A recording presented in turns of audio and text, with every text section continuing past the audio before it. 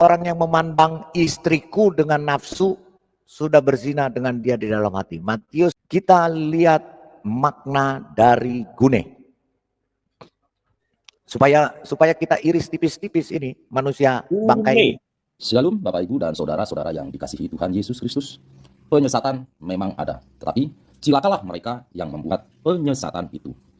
Iblis hadir menyerupai domba, tetapi oleh hikmat dan kasih karunia Roh Kudus yang menyertai kita, dari buahnya lah kita boleh mengerti dari pengajaran-pengajaran yang diberikan kepada setiap orang. Kita simak setiap video yang ada dengan membuka hati, membuka mata, dan membuka telinga, supaya kita beroleh pengajaran dan pembelajaran dari setiap apa yang boleh kita simak. Dikatakan bahwa Yesus ke Kafarnaum, sesudah itu Yesus pergi ke Kafarnaum bersama-sama dengan ibunya dan saudara-saudaranya dan murid-muridnya, dan mereka tinggal di situ beberapa hari saja. Dia buat cerita bahwa Yesus dari Kana ke Kafarnaum jauh-jauh, ngapain nggak pulang ke Nazaret? Dia mampir ke Kafarnaum, terus di Kafarnaum di pinggir danau dia melakukan honeymoon bersama Maria Magdalena. Itu narasinya. Sah ini Pak, sah ini Pak. Sah sekali. Kita lihat, saksikan videonya. Ya, ini saya ceritakan dulu, nanti kita lihat videonya, bahwa dia merangkai cerita kenapa Yesus di Yohanes 2 ayat 12 pergi ke Kafarnaum jauh-jauh. Nah, ternyata di sana di pinggir danau Galilea mereka sedang berhoneymoon. Nah, sesudah itu dia rangkai lagi dengan cerita dari Gospel of Philippus ini, kitab sampah ini. Nah, cocok. Apalagi dikatakan Maria mencium mulutnya, Yesus mencium mulutnya Maria Magdalena. Dia rangkai ini semua supaya cocok ketemu dengan otaknya jahat dia. Nah, ini yang saya katakan bahwa dia secara sah dan meyakinkan. Sekali lagi, secara sah dan meyakinkan, dia merencanakan melakukan fitnah dan penistaan terhadap Alkitab, terhadap kekristenan, dan terhadap Tuhan Yesus Kristus.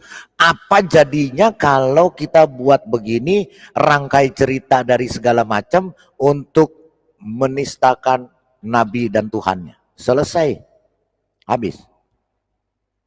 Jadi 1 menit bisa Pak Lidara? Ya Pak, ya. Silakan sebelum saya putarkan videonya. 1 menit ya.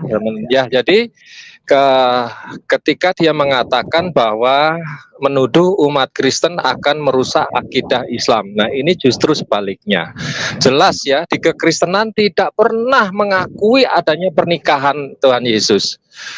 Sama seperti andaikan dia mengambil narasi bahwa di Qurannya Yesus juga tidak menikah. Tetapi karena kebodohannya si bangkai ini, dia mencari kitab sampah untuk menista dua keyakinan ini, Pak. Ini salah lagi, Pak. Dan meyakinkan menggunakan kitab gnostik, kitab sampah, mengatakan Yesus honeymoon, Yesus menikah. Sedangkan di kitabnya tidak menulis itu. Nah, siapa yang merusak akidah sekarang? Siapa yang merusak? Justru dia mengambil kitab sampah untuk menista Qurannya sendiri. Dengan kitab sampah dia berusaha mengatakan bahwa Yesus yang dianggap diyakini oleh umat muslim sebagai nabinya menikah dengan membawa bukti kitab sampah. Logika mana yang bisa diterima? Kalau ini orang-orang muslim satu ruangan itu ngerti, justru ditanyakan, Quran tidak pernah berbicara. Di dalam Kristen juga menolak. Nah, sekarang Anda mengatakan itu Yesus menikah dan honeymoon, Anda kutip dari mana? Kitab sampah. Berarti harusnya umat muslim sendiri yang mereaksi pernyataan Kainama ini, menyatakan nabi besarnya mereka menikah dengan menunjukkan bukti kitab sampah. Demikian Pak Lidara, Tuhan memberkati. Kita saksikan videonya. Kita saksikan videonya. Suara sangat bagus, itu bagus, gak apa-apa. Ayo klarifikasi, Saya dihadapkan, Video sebetulnya kami punya kekuatan hukum. Lebih dari 2 alat bukti. Saya Agustinus Christopher Keinama dan Pak Aries punya 2 alat bukti yang cukup dan sangat kuat untuk masuk ke Bareskrim untuk melaporkan Anda. Memfitnah kami berdua dan nama baik, keburukan nama baik apa-apa. Betul, ya? betul. Tapi kami tidak mau. Kami hanya mengembalikan. Kita lihat Di video media channel. Cuplikan lalu mereka ya kita tutup. Nah, silakan cari. Ya, saya tidak paksa orang percaya. Bukan yang wanted, bukan. Ada yang gambar Caesar Borgia pakai topi sama.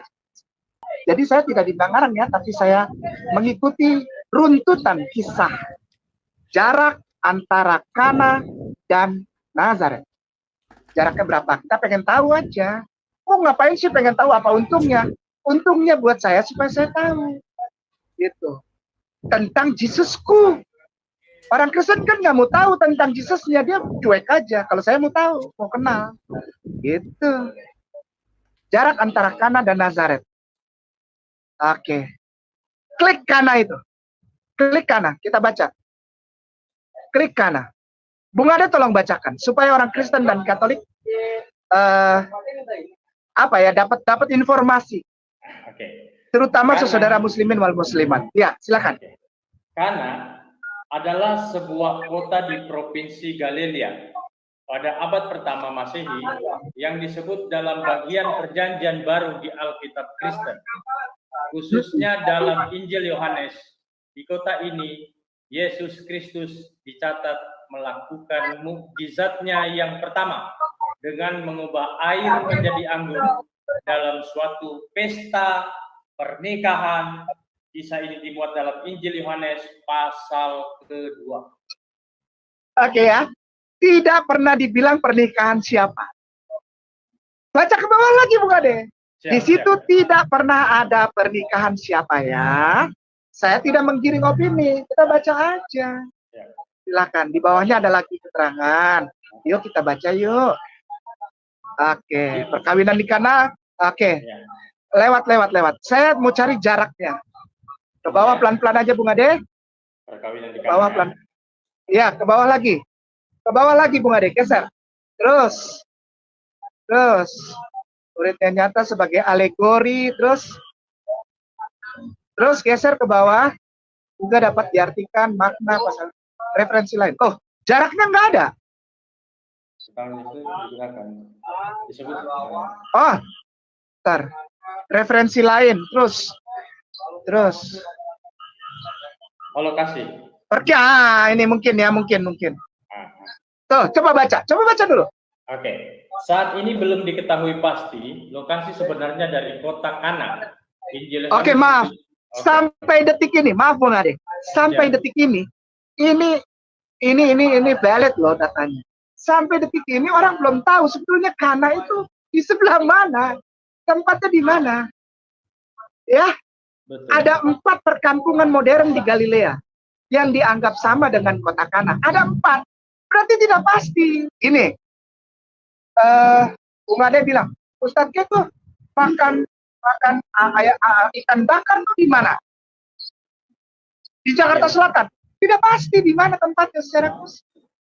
Saudaraku Kristen dan Katolik, bahkan tempat Yesus membuat mujizat pertama aja sampai sekarang kamu belum tahu pasti. Bagaimana kamu marah-marah Keinama dan Ariesto? Betul. Kekristenan aja belum tahu pasti ini benar nggak Kana. Sesuatu yang belum pasti. Bagaimana kamu berani bilang Keinama dan Ariesto bohong kepada umat Islam? Ini aja belum pasti kok. Sesuatu yang belum pasti bagaimana? Silakan dibaca terus Ustaz. Siap. Yang Kana itu. Kita mulai dari situ aja lah. Yuk, pelan-pelan ya. Oke. Oke. Ada 4. Saat ini belum diketahui pasti lokasi sebenarnya dari kota Kana. Injil Yohanes ditujukan kepada orang-orang Kristen Yahudi yang tampaknya mengenal tanah Israel, sehingga tidak ada penjelasan khusus mengenai kota ini yang rupanya cukup terkenal. Nah, Ada 4 perkampungan modern di Galilea yang dianggap sama dengan kota Kana pada abad pertama Masehi. 1. Iya. Kana Israel. 2. Kafir Kana, bacanya itu kafir Kana. Oh, Kafir Kana. Kafir Ya. Kana Israel. Di sini saja sudah dia menipu, kafir Kana. Padahal dia belum pernah ke sana. Saya yang sudah ke sana. Ini namanya kefar Kana. Kefar itu namanya artinya desa, bukan kafir Kana ya. Satu kebohongan catat. Pak Lidara yang salah, Pak Lidara. Dia kan Ya. S3 IPA, Pak. Oke, ya nggak apa-apa. Kita dengarkan ya. Dia bilang kafir Kana.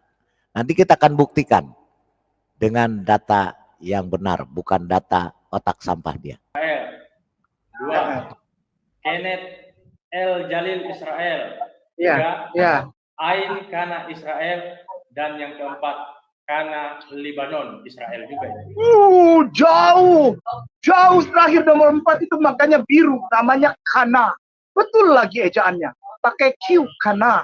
Tapi di Libanon, Allahu Akbar. Apa tuh? Coba tunjukkan kursornya di situ. Jangan diklik. Kursornya ditaruh di Kana yang biru itu. Nanti keluar tulisan.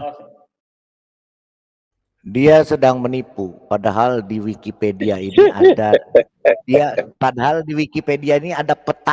ada petanya dia nggak tunjukin. Ya, petanya Kana ada di mana letaknya. Oke, kita skip dulu ini, kita lihat Wikipedia yang dia buka ini tentang Kana. Ya, kita lihat Kana. Kita skip dulu ini, kita lihat Kana yang dia buka ini. Ada nggak petanya? Kenapa dia tidak lihat petanya itu? Terus dia mengatakan Kana tidak jelas ada di mana. Kita lihat dulu Kana ini. Kana, ini yang dia buka tadi. Betul nggak? Saudara-saudaraku, Kana ya. Kita lihat. Kana ada di mana? Padahal dia lihat di sini ada petanya. Ya. Kana. Sorry, bukan Kana ini ya. Kana ini ada banyak memang ya.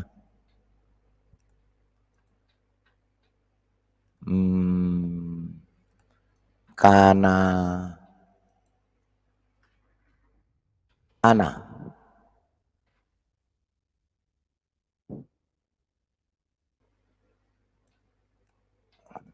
Sebentar, kita lihat dia bukanya di mana ya. Sorry. Kita akan lihat dia bukanya Kana ya. Oke. Di Libanon.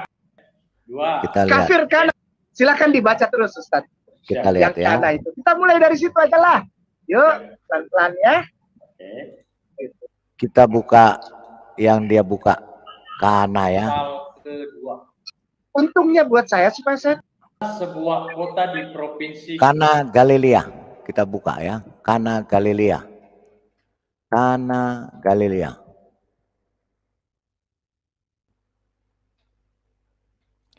Oke, yang dia buka ini.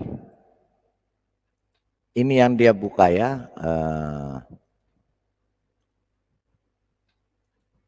Ini yang dia buka situsnya, Kana Galilea. Ya. Dia lihat ini. Padahal ini ada petanya. Dia buka nggak peta ini? Dia baca nggak peta ini? Dia langsung loncat ke sini. Dia langsung loncat ke sini. Dia langsung loncat ke sini. Betul nggak? Betul atau enggak? Yang di live chat. Ya, betul. Dan dia langsung loncat di sini. Padahal dia harusnya dari sini dulu. Dia lihat. Betul nggak? Ya. Dia lihat dulu dari sini. Nih, ada nggak kata kota Kana?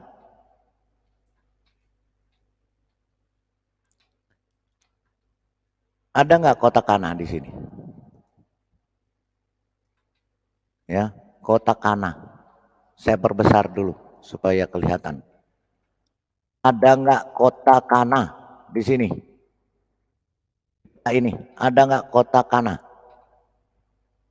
di Galilea? Itu di Ada bawah kota, tulisan Galileanya itu, Pak. itu kota Kana. Itu kota Kana di Israel dekat Mount Tabor, Nazaret, Kana. Dia buka nggak? Dia buka nggak ini? Ya, jelas ya. Jadi memang sudah secara sah dan meyakinkan. Memang tujuannya dia merencanakan ini untuk memfitnah dan menista. Dia langsung ke sini dengan dalil mana kota Kana, nggak ada sampai sekarang orang tahu kota Kana di mana. Dia langsung ambil ke sini. Karena apa? Karena di lingkungan Kana itu, kota Kana itu besar. Ada yang namanya Kefar Kana, ada yang namanya Kenneth El Jalil, itu Kana juga. Ada Ain Kana, ada Kana di Libanon, ada Kana di Soviet. Kota Kana ada, tapi bukan pakai Q, gitu loh. Ya, inilah jelas ya, memang dia, karena kalau Kana di Israel itu pakai C atau pakai K, bukan pakai Q.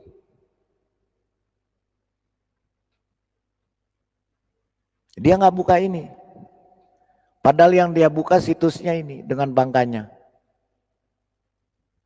ya, tapi dia langsung lancat, suka-suka dia ke sini. Langsung ke sini ya.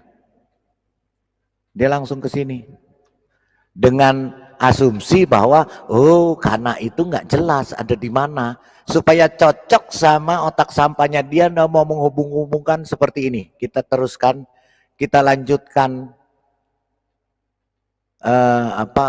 penipuan dan kebohongannya dia. Kita lanjutkan.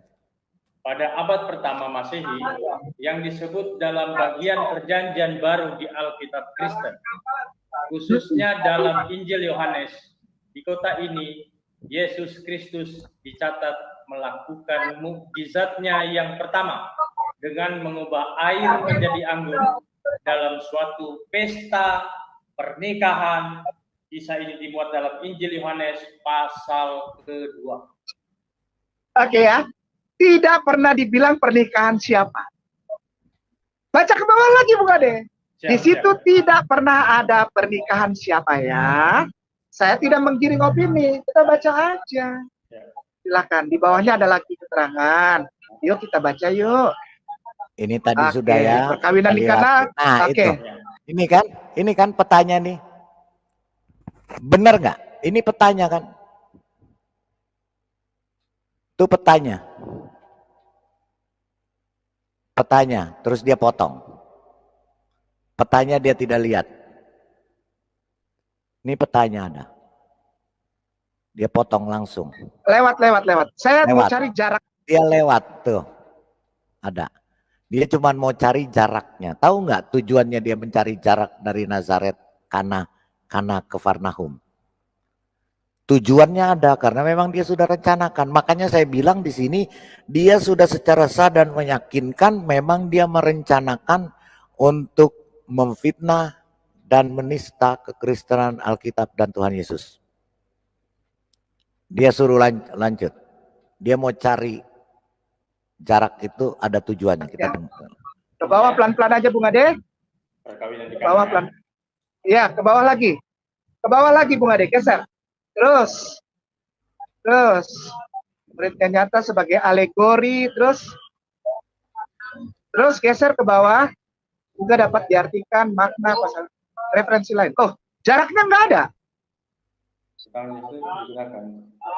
Yang dia cari jarak, tapi jarak nggak ketemu, dia ketemukan letak Kana nggak jelas, dia nggak tahu.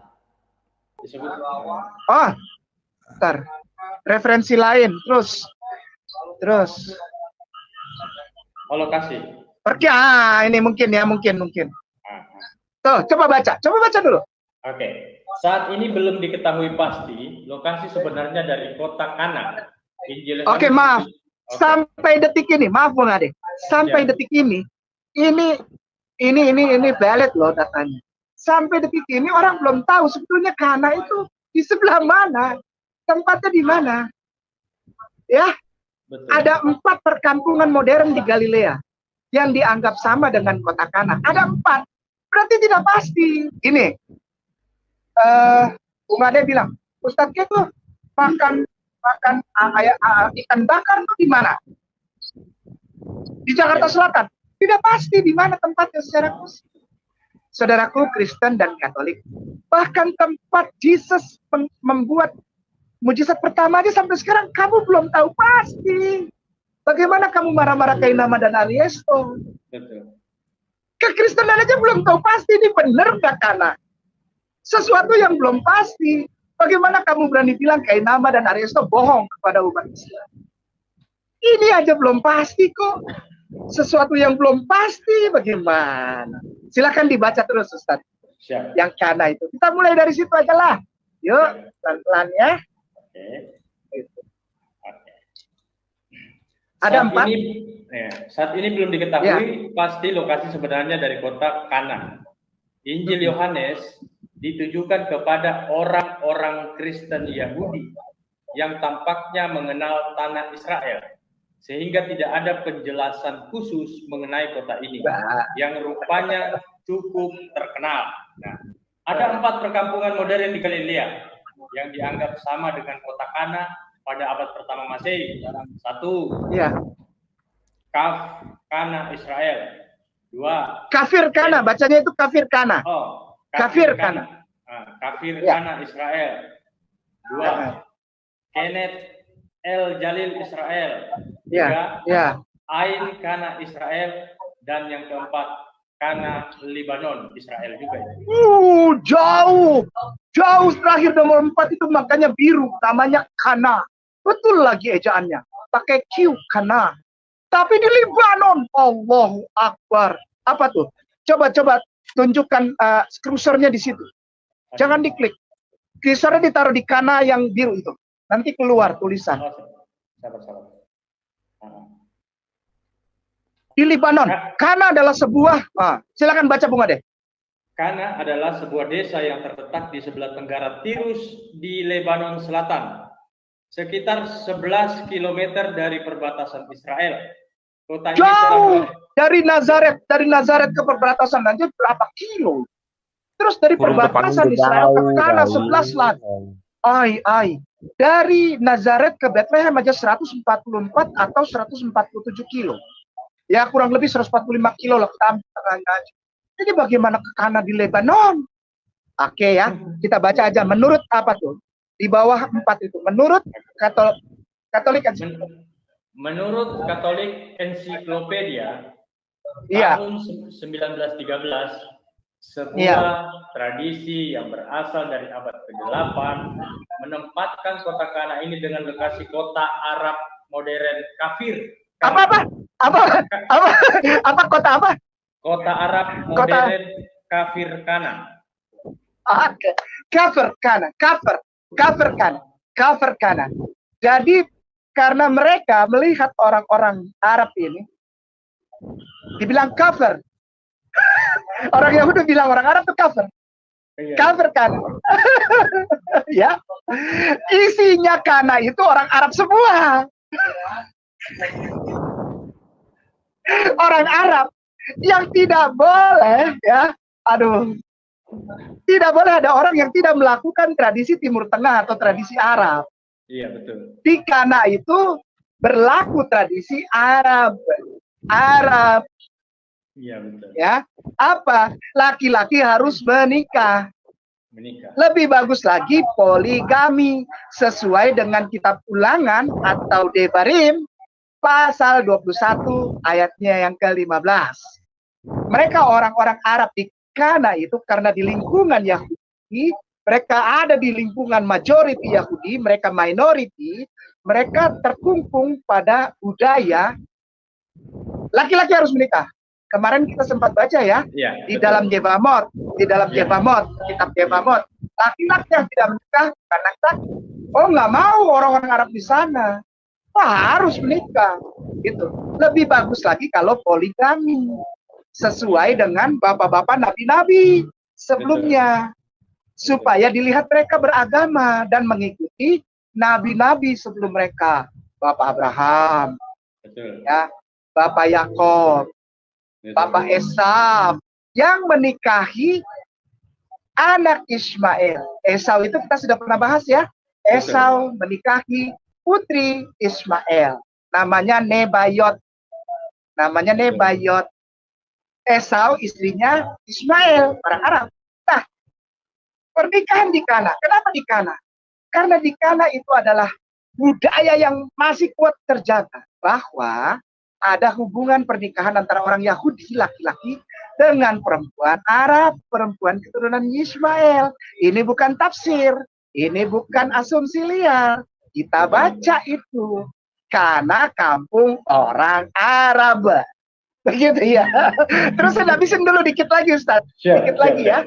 Ya. Oke, kita majukan saja ya. Oke, supaya kita jenazah satu kuburan bukan. Maksudnya untuk yang putrinya nikah sama Nabi Musa. Nabi Musa asli keturunan Lewi. Kami tidak menyatakan Yesus menikah karena di Al-Quranul Karim tidak ada. Saya Ariesto Walaf Kainama dan Ariesto tidak menyatakan Yesus menikah. Kenapa? Di Al-Quran tidak ada. Ya, oke ya. Dijemput. Oke, lihat definisinya ya, supaya gampangnya. Gitu. Saya tulis kok. Saya tulis nanti bisa dilihat di terakhir. Ya. Oke, dijemput. Oke, balik lagi ke sekarang Yohanes pasal 2 ayat 3, Ustaz. Bung Ade sayang. Ya, dijemput. Jadi Yesus menikah karena dia mempelai, makanya dijemput. Tuh Pak Ikim jawabannya. Ya. Dijemput. Karena Yesus, menurut dia, Yesus adalah mempelainya, makanya harus dijemput. Jadi kita malam ini agak cepat karena ini adalah chapter kedua. 2 ada 3. Oke. Ya. Oke. Ketika mereka kekurangan anggur, Ibu Yesus berkata kepadanya, mereka kehabisan anggur. Ke bawah, ibunya lihat. Itu kan gampang ya. Gitu. 3384. Iya, 3384 meter. Sama ya? Sama. Ini masih ibu dan anak. Ya, 3G 3384. Begini. Kenapa saya kasih lihat? Sudah ada 2 meter, sudah ada 2. Ini analisa teks ya. Bukan asumsi teks, bukan tafsir. Kita membaca dan menganalisa. Sudah ada 2 kata meter. Yang pertama di Yohanes 2 ayat 1. Ibu pusing karena anggur habis. Lalu di ayat 3, ibu datang lagi kepada Yesus pusing masalah anggur. Dari ayat 2, dari ayat 1 sampai 3 pelan-pelan. Dari ayat 1 sampai 3 pelan-pelan semuanya jemaah.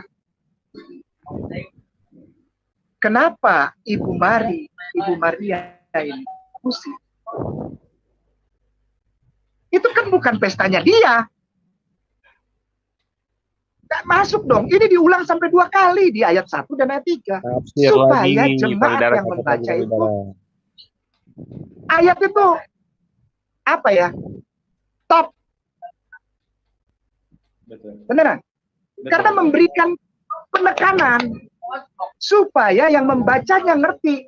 Kenapa nih emak-emak pusing? Kan ini punya orang pesta. Gak ada urusan, mau habis kan. Kenapa pusing? Kenapa jadi marah-marah? Ibu datang pada Yesus. Misalnya, itu pernikahan. Misal ya, jangan diputus nih, jangan dibuang nih. Misalnya itu pernikahan orang lain. Kenapa mamanya Jesus pusing? Toh itu dia tidak punya obligasi apa-apa, dia tidak punya kewajiban apa-apa. Wong dia cuma tamu kok di situ. Kalau kita datang ke hajatan, ke pernikahan, lalu nasi habis, apa untuk catering itu nasi habis, kita pusing, kita marah-marah. Ya tidak, nanti justru tuan rumah tersinggung, yang punya hajat tersinggung. Kenapa kau pusing ke orang lain? Kenapa kau pusing ngurus-urus cateringku, catering anakku? Kenapa kau pusing? Kenapa kau sibuk? Kau kan tamu undangan santai aja lah, nanti aku persiapkan. Aku sudah tahu catering itu habis jam segini. Aku nanti bilang sama catering sambung lagi. Ini bukan asumsi, ini budaya, bos. Ini budaya. Berdasarkan literasi yang valid, literatur yang valid. Gitu loh. Betul, Ya. betul. Jangan bilang asumsi udahlah kuno. Ya, pada channel-channel itu yang bilang Kainama apa tidak pernah sekolah, kuno itu udah dari tahun 2018 sudah selesai. Ya. Yeah. Gitu ya. Mari kita lihat 2 kali meter itu datang kepada Yesus. Sambung ke ayat 4. Siap.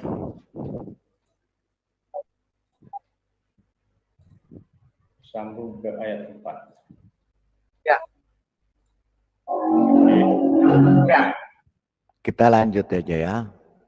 Dari sini kita mau mengatakan di sini gune. Di situ ada 6 tempayan yang disediakan untuk pembasuhan menurut adat orang Yahudi. Masing-masing isinya 2-3 buyung. Oke, 27. 27. Oke. Ya. Yesus berkata kepada pelayan-pelayan itu, isilah tempayan-tempayan itu penuh dengan air, dan mereka pun mengisinya sampai penuh. Oke, di ayat ke-7 Yesus berkata kepada pelayan. Berarti pelayan face to face dengan Jesus, benar nggak? Betul. Ya. Betul. Yesus datang ke pelayan. Pelayan melihat Jesus yang menyuruh mereka untuk mengisi tempayan dengan air. Sekali lagi, ayo pegang yuk pelan-pelan ya. Pelayan berhadap-hadapan, dan yang menyuruh mereka pelayan ini untuk mengisi air itu Jesus. Pelayan taunya yang nyuruh mengisi air itu Jesus. Ada kontak antara pelayan dengan Jesus. 28 maksud saya. Ya. 28. Oke. Saya urut nih pelan-pelan. Saya urut bang supaya nggak ngarang. Siap. Lalu kata Yesus kepada mereka, sekarang sendoklah dan bawalah kepada pemimpin pesta. Lalu mereka pun membawanya. Baik. Saya bikin ini dulu ya. Saya bikin gambar supaya agak terang ya, supaya tidak ngaco ya. Di ayat ke-7 Yesus berhadap-hadapan dengan pelayan. Artinya Yesus berhadap-hadapan dengan pelayan. Pelayan tidak tahu siapa-siapa. Dia tahu cuma Jesus. Oke, sudah ya. Lalu di ayat 8, pelayan menghadap ke MC. Kemarin saya sudah bilang, pimpinan pesta itu artinya the master, penguasa ceremony. MC. Jadi di Israel sudah ada MC pada waktu zaman Yesus. Ada MC itu, catat ya, MC. Pesta, acara. Betul. The master of the ceremony. Saya singkat MC. Jadi dari Jesus berhadapan-hadapan dengan pelayan, pelayan kepada MC. Sudah jelas ya urut-urutannya ya? Sudah jelas ya? Baik. Betul. Kita lanjut ke 9, Bung Ade. Siap. Oke. 9. Oke ya. Ini supaya jelas ya. Ya. Setelah pemimpin pesta itu mengecap air Iya. yang telah menjadi anggur itu, dan ia tidak tahu dari mana datangnya, tetapi pelayan-pelayan yang mencedok air itu mengetahuinya, ia memanggil mempelai laki-laki. Nah, Pelayan di sini memanggil mempelai laki-laki. Tetapi pelayan-pelayan yang mencedok air itu mengetahuinya. Ia memanggil mempelai laki-laki. Oke, saya tulis dulu deh supaya saya nggak bilang menggiring opini. Ya. Baik, sekali lagi Bung Ade, maaf. Jesus berhadapan-hadapan dengan pelayan. Jesus berhadapan-hadapan dengan pelayan. Pelayan membawa itu kepada anggur itu, air itu kepada MC. MC tidak tahu dari mana itu datang. Makanya MC panggil pelayan. Sini pelayan, ini dari mana? Ya, saya ngomong pelan-pelan banget kok ini. Saya ngomong pelan-pelan. Ditanya sama MC, ini dari mana? Pelayan cuma tahu satu orang. Sumbernya namanya Jesus. Pelayan kasih tahu ke MC. Kami tidak tahu siapa-siapa lagi. Kami tahunya yang suruh bawa anggur ini adalah itu. Namanya Jesus. Tapi MC memanggil Jesus dengan panggilan apa benar?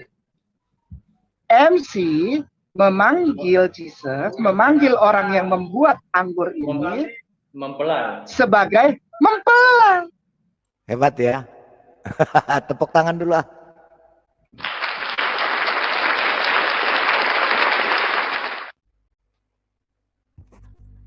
Jadi bangkai ini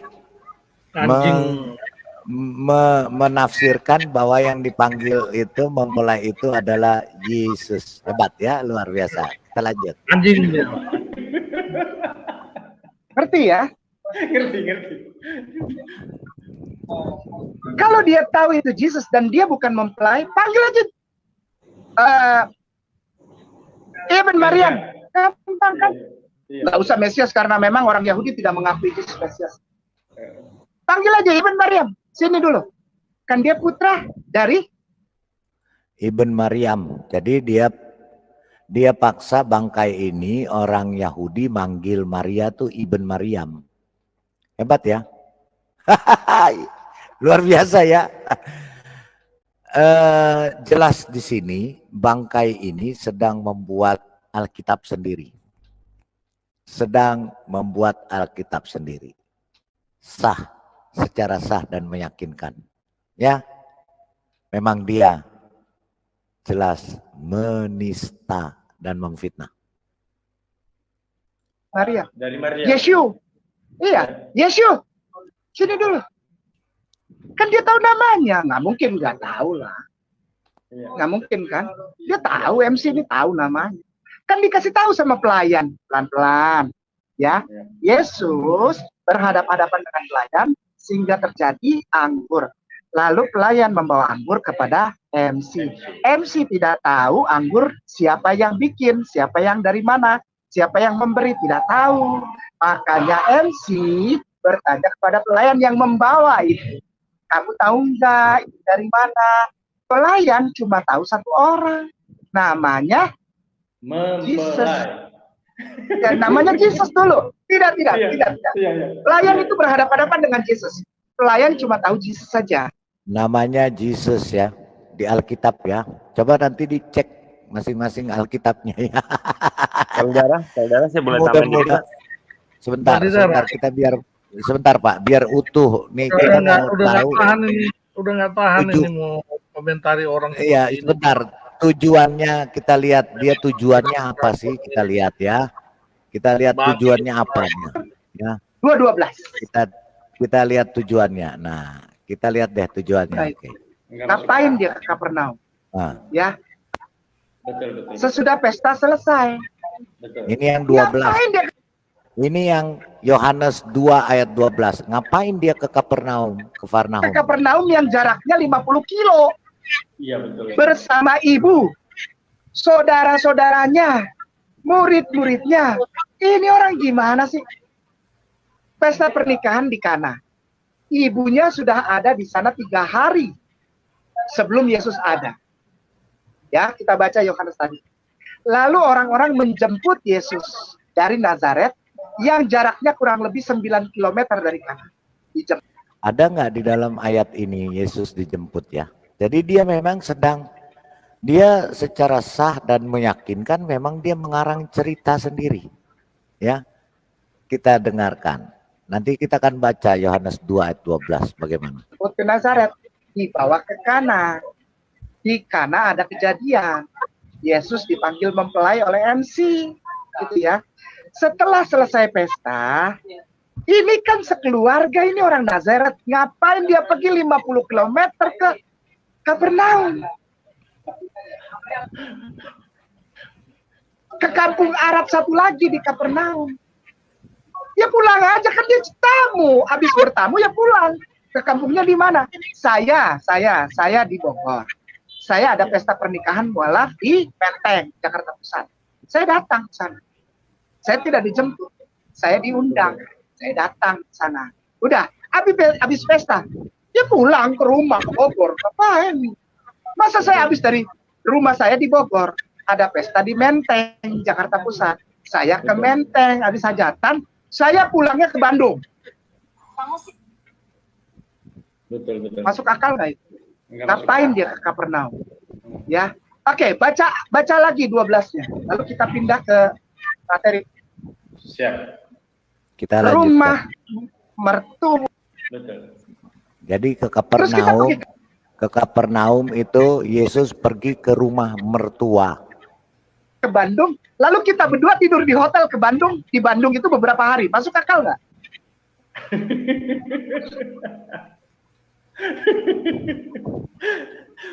Ya tidak lah. Ngapain saya sama Bunga Ade ke Bandung? Nyewa hotel beberapa hari. Betul. Nginep satu kamar. Ngapain?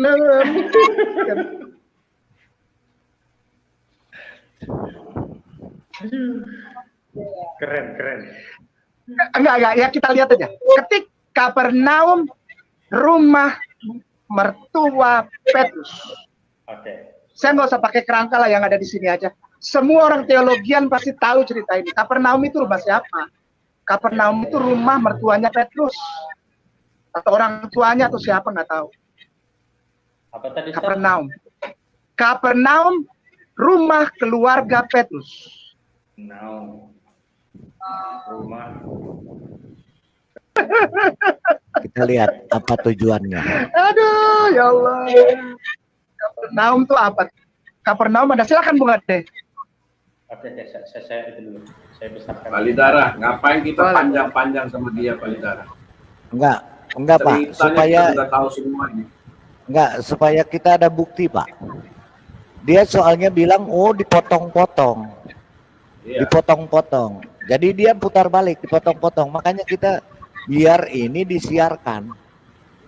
Jadi tahu runutannya. Memang sih jijik ngelihatnya, tapi ya nggak apa-apa. Iya, Saya harus ngeliatnya gitu udah. ya. Ya, tapi ini harus supaya ini untuk sebagai bukti Pak, secara sah dan meyakinkan. Kita dengarkan. Oke.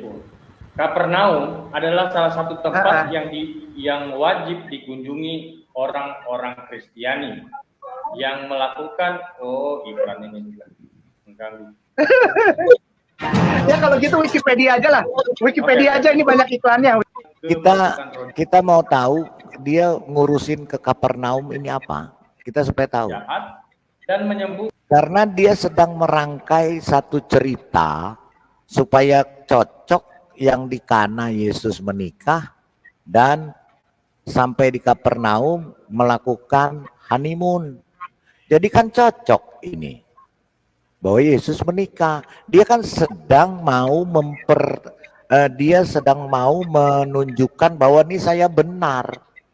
Saya benar. Ya, saya benar karena rangkaian ceritanya nih seperti ini, gitu loh. Ya, jadi saya jangan disalahkan kalau mengatakan Yesus menikah. Dia kan sedang merangkai cerita untuk pembelaannya dia. Kita Bukan dengar. demam ibu mertua Simon Petrus. Oke, baik.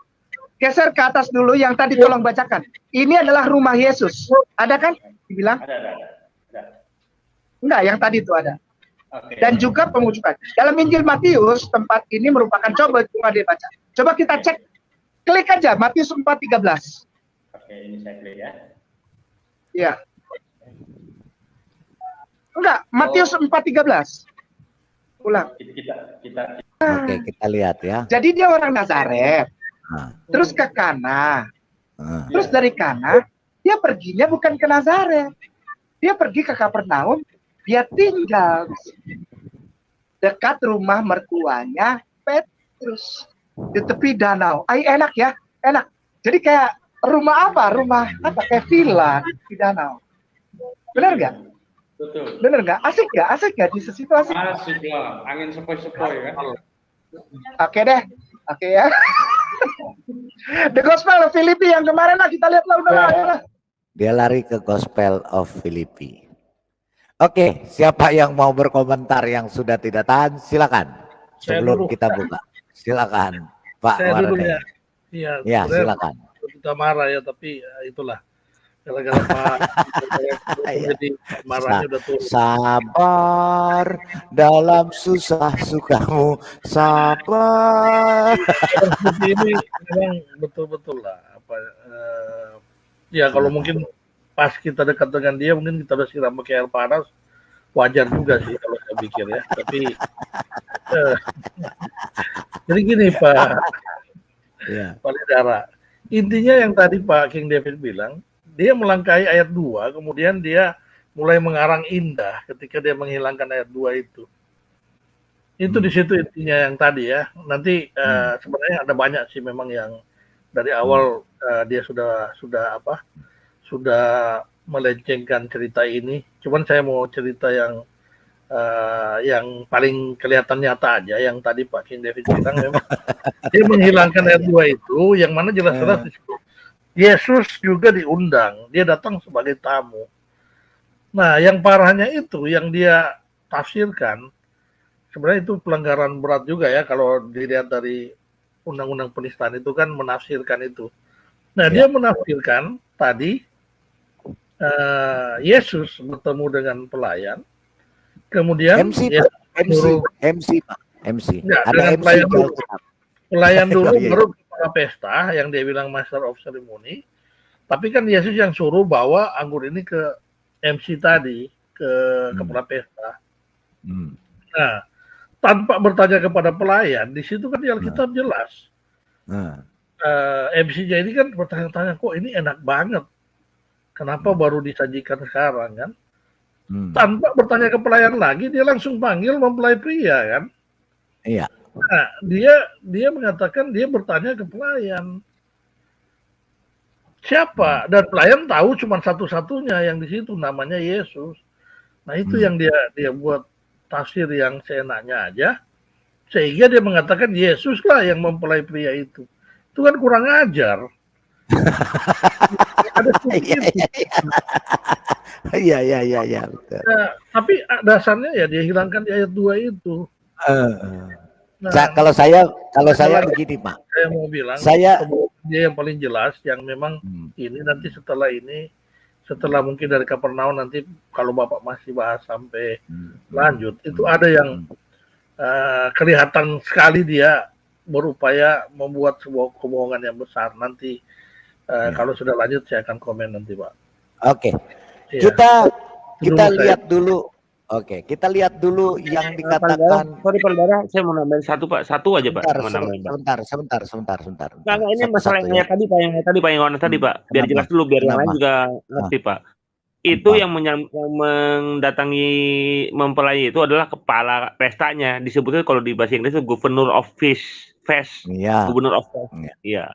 Bukan pelayan yang menghampiri mempelai, tapi kepala pestanya itu yang menghampiri gitu Pak. Iya, gampang. Iya betul. Kalau saya kuncinya Pak, saudara-saudaraku di room dan di live chat, kuncinya di Yohanes 2 ayat 12. Karena dia pakai kuncinya itu. Yohanes 2 ayat 12.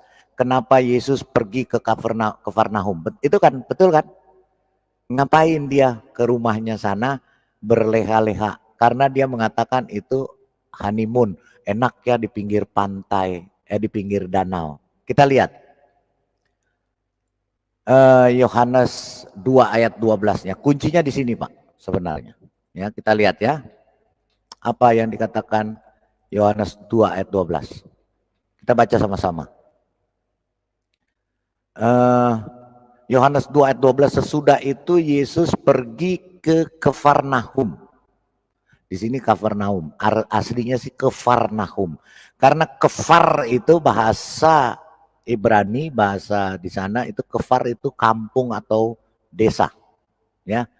Bersama-sama dengan ibunya dan saudara-saudaranya dan murid-muridnya, dan mereka tinggal di situ beberapa hari saja. Jawabannya di Matius 4. Kita baca Matius 4 ayat 12 sampai 17.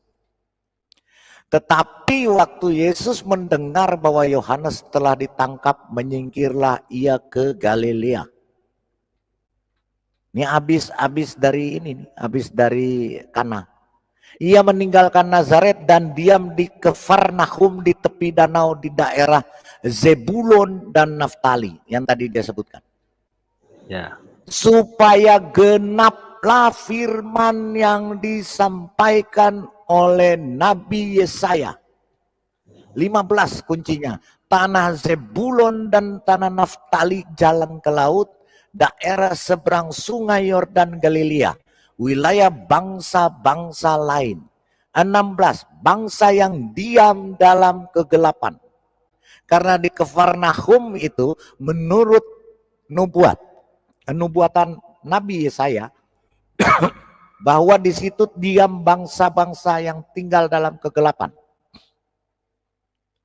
Makanya Yesus harus ke Kafarnaum, bukan untuk honeymoon, apalagi honeymoon dengan anak kecil umur 6 tahun atau dengan para janda-janda. Tetapi Yesus sedang melaksanakan nubuatan dari Yesaya, yaitu bangsa yang diam dalam kegelapan telah melihat terang dan yang besar, dan bagi mereka yang diam di negeri yang dinaungi maut telah terbit terang. Makanya tadi di dalam Gospel of, nanti kita baca Gospel of Filipus, dia menafsirkan ini. Dan sejak itulah Yesus memberitakan, bertobatlah sebab kerajaan sorga sudah dekat. Ini yang saya katakan bahwa dia secara sah dan meyakinkan bahwa dia memang sudah merencanakan untuk memfitnah dan menista Alkitab, kekristenan dan Tuhan Yesus. Karena dia mengambil Yohanes 2 ayat 12 dengan mengatakan bahwa ngapain Yesus pergi jauh-jauh ke Kafarnaum hanya untuk bertidur nginap di rumahnya ibunya Simon Petrus, untuk duduk-duduk di pinggir pantai mendengarkan angin laut habis pernikahan di Kana. Maksud tujuan omongannya apa? Bagaimana sih? Kan dia sudah bilang enak ya Yesus ya, dari Kana langsung ke Kafarnaum di pinggir danau Galilea. Angin-angin. Tujuannya dia apa?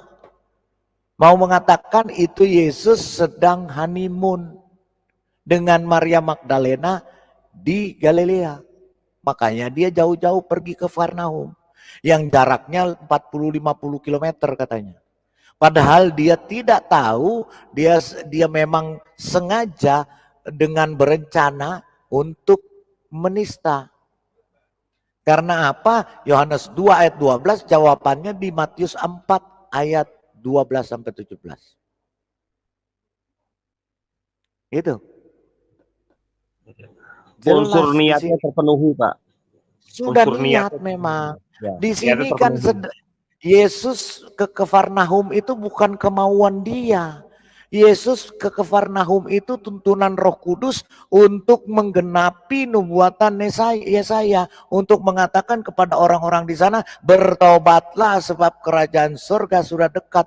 Bukan untuk honeymoon, apalagi dengan anak umur 6 tahun atau para janda-janda yang seperti di pikiran otaknya bangkai ini, yang memang otaknya selangkangan. Mungkin dia diajarkan di dalam ajarannya memang untuk berotak selangkangan saja. Untuk bermain dengan anak umur 6 tahun dengan para janda-janda di pinggir danau gitu loh. Padahal artinya di ayat Yohanes 2 ayat 12 yang dibacakan tadi adalah ini. Jawabannya di sini. Gitu loh. Jawabannya di sini. Kenapa Yesus harus pergi ke Kafarnaum? Kalau tadi di dalam Yohanes 2 ayat 2 dan seterusnya tentang perkawinan sudah jelas. Itu mempelainya ada, dia sebagai ini. Dia kan cuma mau mengarang cerita ya supaya kelop ini cerita buatannya dia. Kelop dari Kana harusnya pulang ke Nazaret. Kana kan kalau pulang ke Nazaret kan mundur ke belakang.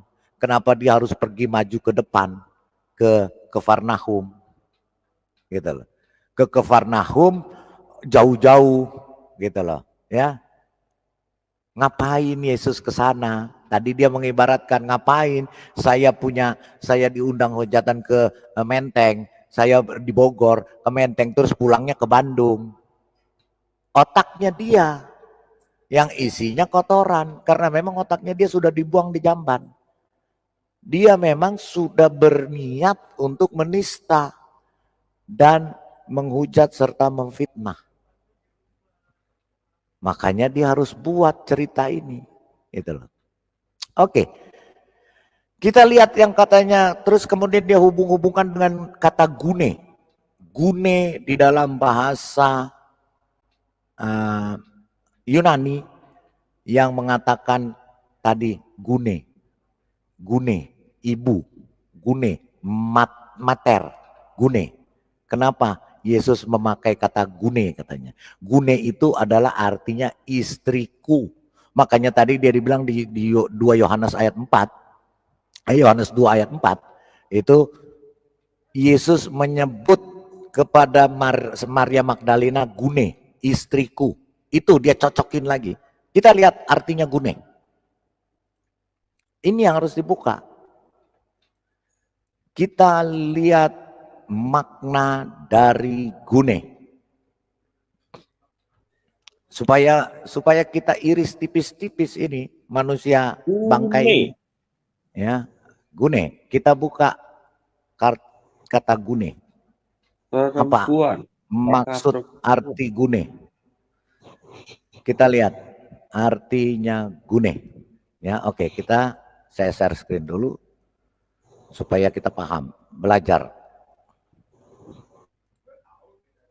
Oke, ini kata gune ya di dalam bahasa Yunani, gune. Ya, sebentar ini bukan itu ya. Oke, kita lihat gune.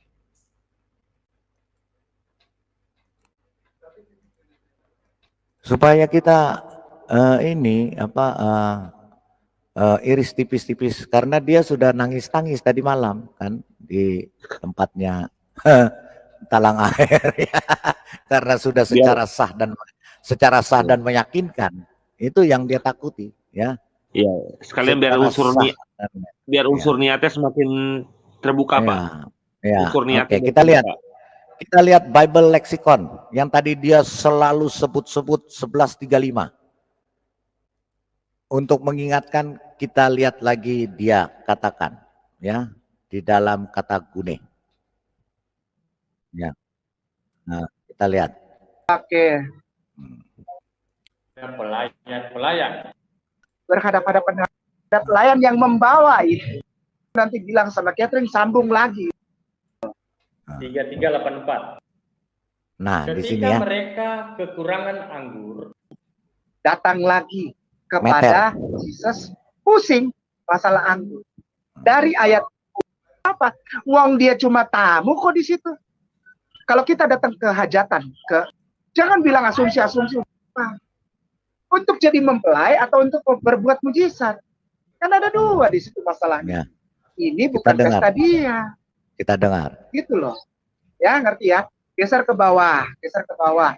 Kita lihat perempuan itu atau ibu itu kan gampang. Jangan marah-marah terus. Oke. 5610. Iya. Hora. Bukan hora, bukan. Kemarin kan kita sudah. Hora itu saat, waktu, jam. Bukan. Yang 1135 perempuan. 1135. Iya. Leksikon 1135 perempuan. Gune. Klik ya. Gune, ya betul. Iya. Ya, gune. Ya, kita lihat. Geser ke bawah pelan-pelan. Artinya apa itu ya? Bukan Kainama dan Aries. Ya, dalam TB boleh dilihat dulu. Oke. Iya. Nah, supaya puas di blok gitu. Ya. Bunga Ade cakep sekali. Silakan. Perempuan. Istrinya. Istri. Seorang perempuan. Perempuan istrimu. Perempuan ibu. Terus. Istri-istri beristrikan. Ibu. Beristrikan. Oke. Ya, Bunga Ade maaf. Geser ke bawah definisi aja. Nanti silakan baca lagi. Definisi. Definisinya perempuan, istri, dan pengantin.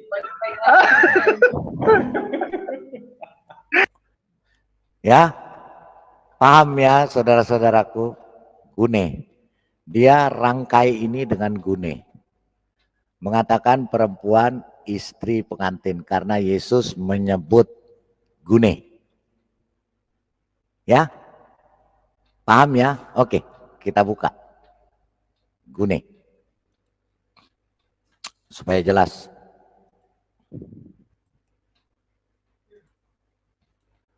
Bible Lexicon Strong 1135 gune.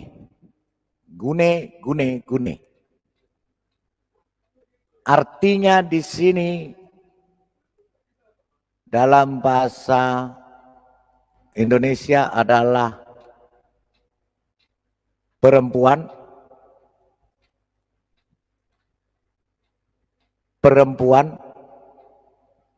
seorang wanita dari segala usia, perawan atau menikah atau janda, seorang istri dari seorang wanita yang telah bertunangan.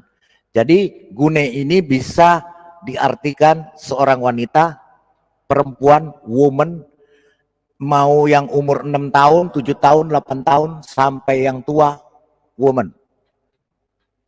Atau perawan atau menikah, gune. Janda juga gune, seorang istri juga gune, wanita yang bertunangan gune. Oke, kita akan lihat. Jika kita ikuti otak sampah bangkai ini, gune, bahwa itu istriku. Kita akan lihat Matius 30. Ya. Tetapi sementara dia memikirkan Matius 1 ayat 20. Kata gune ini dipakai ratusan kali di dalam ayat Alkitab. Tetapi sementara dia memikirkan hal-hal ini, malaikat Tuhan menampakkan diri kepadanya dalam mimpi, mengatakan Yusuf,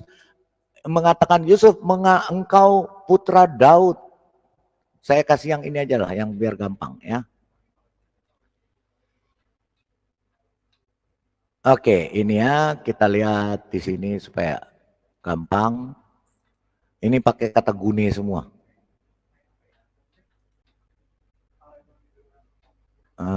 Ini pakai kata gune semua supaya kita tahu. Jadi dia di samping menistakan, dia menghancurkan ayat Alkitab. Kita lihat. Ini Matius 5 ayat 28. Ya, Matius 5 ayat 28. Di sini disebutkan.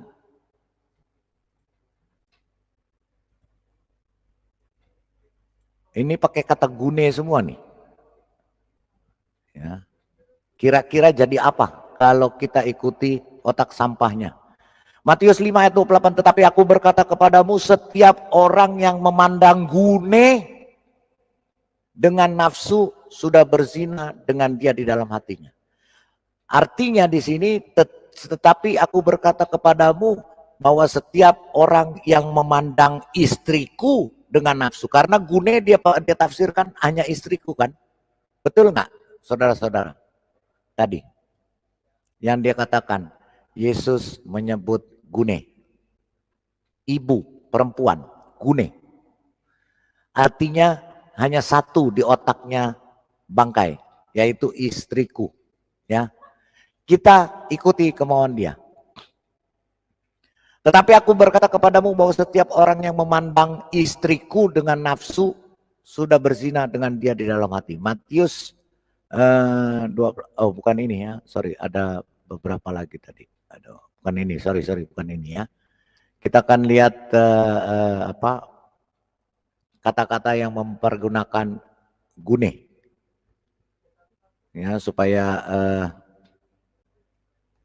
tahu ya mana dia.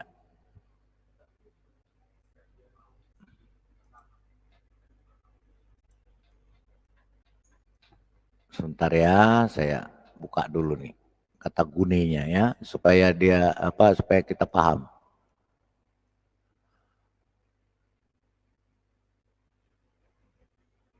Karena ayat Alkitab ini semua pakai kata gune. Ya, oke, ini next one ini.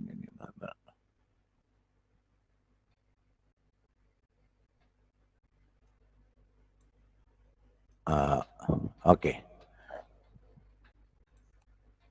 Sebentar. Oke, ini kata gune semua soalnya dipakai.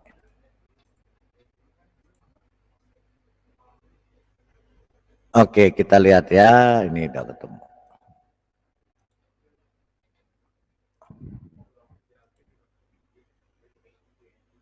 Kita lihat kata gune ini ya. Oke. Ini kata gune semua dipakai. Leksikon G 1135. Gune. Ya. Gune, gunai. Kita ikutin kemauan otaknya dia. Matius 1 ayat 20. Kita terjemahkan dulu bahasa Indonesia supaya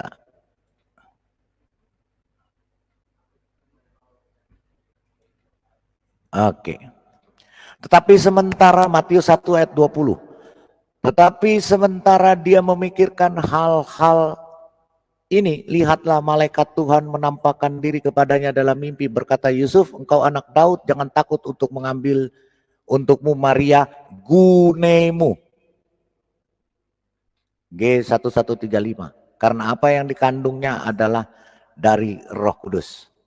Kemudian Matius 1 ayat 24. Kemudian Yusuf dibangunkan dari tidurnya melakukan seperti yang diperintahkan malaikat Tuhan kepadanya dan membawa gunenya. Membawa gune, istri berarti tunangan, yaitu Maria sedang bertunangan. Matius 5 ayat 28. Tapi aku berkata kepadamu, barang siapa memandang seorang istriku gune serta menginginkannya, ia telah berzina dengannya. Kira-kira kalau kita memandang istri kita berzina enggak?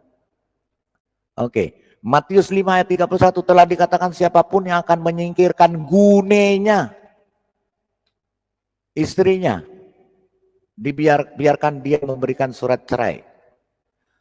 Matius 5 ayat 32, tetapi aku berkata kepadamu, siapapun yang menyingkirkan gunenya.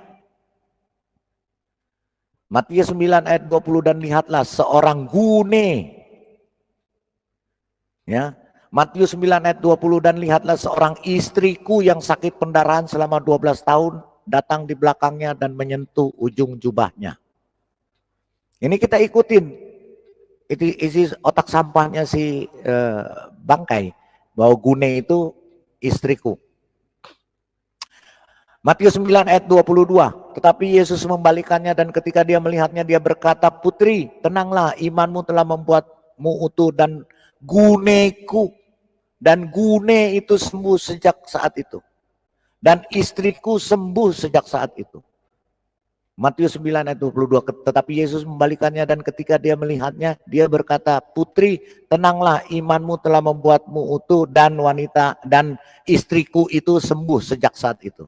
Matius 11 ayat 11, sesungguhnya aku berkata kepadamu, di antara mereka yang lahir dari istriku, tidak pernah muncul lebih besar daripada Yohanes Pembaptis, meskipun dia yang terkecil di kerajaan surga lebih besar dari dia. Matius 13 ayat 33. Perumpamaan lain dia katakan kepada mereka, kerajaan surga seumpama ragi yang diambil seorang istriku dan disembunyikan dalam 3 takaran tepung sampai seluruhnya beragi. Matius 14 ayat 3. Karena Herodes telah menangkap Yohanes dan mengikatnya dan memenjarakan demi Herodias, saudaranya Filip, istriku. Coba, hancur nggak Alkitab? Ya, jadi gune ini diperuntukkan di dalam Alkitab. Gune ini dilihat konteksnya. Kalau dia sudah sah terbukti sebagai suami istri, maka dia menyebut gune. Tetapi kalau saya menyebut orang Israel juga menyebut kepada ibunya gune, apakah ibunya itu istrinya? Gitu loh. Palidara. Jadi, ya. Kalau kata gune itu sebenarnya arti yang sebenarnya itu kan perempuan. Wanita. Penghormatan sebenarnya untuk di Israel itu. Iya. Tetapi sebenarnya, di Indonesia, lembaga Alkitab itu menerjemahkan dengan kata ibu karena lebih tepat untuk wilayah Indonesia. Ya, jadi gini. Kita lebih halus bahasa kalau ibu dibanding perempuan karena tidak cocok untuk konsumsi Indonesia. Tapi untuk di sana bahasa aslinya perempuan atau wanita. Ya, kita lihat. Ya, kita lihat lebih ini daripada kita ini. Gune ini sebenarnya kata Romawi, kata Yunani yang sangat sulit diterjemahkan ke bahasa Indonesia manapun. Kita lihat ke bahasa apapun. Kita lihat ya penjelasannya ini. Gune ini cuma satu, yaitu perempuan yang terhormat di dalam bahasa aslinya. Tetapi dalam terjemahan dari bahasa asing termasuk Indonesia sangat kesulitan. Makanya bisa diterjemahkan sebagai istriku, bisa diterjemahkan sebagai perempuan, ibu. Ya, kita lihat. Ini saya ucapkan terima kasih telah menonton video ini sampai habis. Dukung terus channel Hati yang Gembira dengan cara like, komen, dan subscribe. Tuhan Yesus Kristus memberkati kita semua. Amin.